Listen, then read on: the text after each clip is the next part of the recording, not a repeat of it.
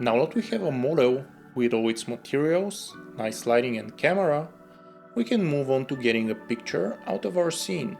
This is done by going to the render drop-down menu and selecting render image. You can also do it using the shortcut F12. This will open a new window where you can see your image is starting to clear out. But the default render settings can be a bit clumsy, so let's take a look at them and see what we can fix. Just hit the escape key and Blender will stop rendering. We can now close this window and go to the render settings.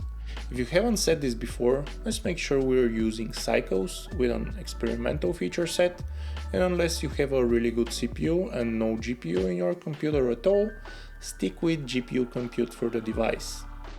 Under that, in sampling, we have settings for the viewport and the renderer. To make things easier to understand, let's disable the noising so we can see what actually is happening with the image while rendering. While the viewport render is enabled, we have two main settings to play with. The first is the noise threshold, which determines how clean we want our image to get. Higher values here mean a noisier image, but you get a result sooner.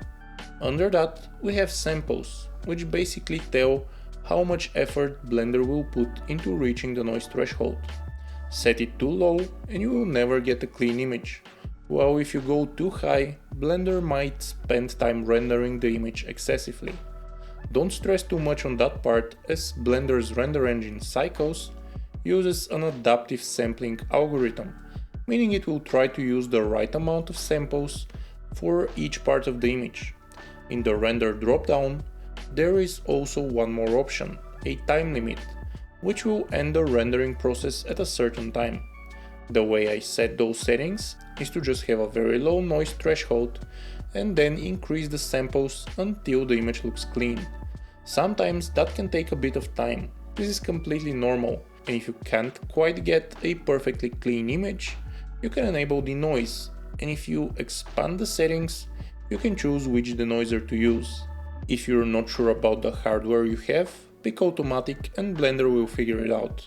Otherwise, if you have an NVIDIA GPU, stick with optics, and if you don't, use the Open Image Denoiser.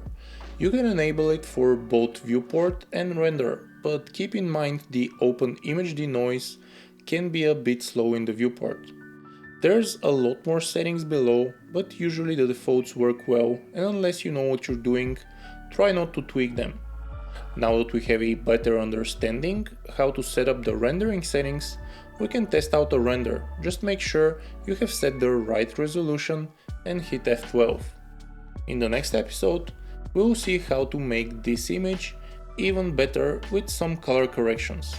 Also, if you have skipped some of the previous steps but wish to follow along from here, you can get all the project files for this tutorial series from the link in the description below.